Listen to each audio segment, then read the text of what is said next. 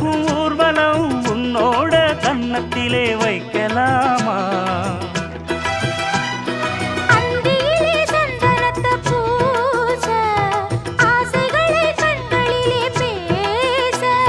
சேலையிலே நீ விசிறி வீச காலையிலே பார்த்த கண்ணு கூச என்ன சுகமோ எப்ப வருமோ என்னென்னவோ பண்ணுதையா மலையோரம் மாங்குருவி மாவிலையில் பாட்டெழுதி பாடுதடி